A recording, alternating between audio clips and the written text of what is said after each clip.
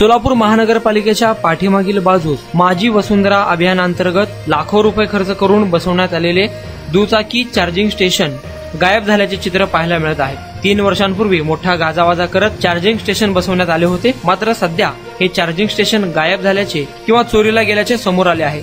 या संदर्भात सोलापूर विकास मंचच्या सदस्यांनी महापालिकेच्या भोंगळ कारभाराची पोलखोल केली आहे। पहा व्हिडिओ।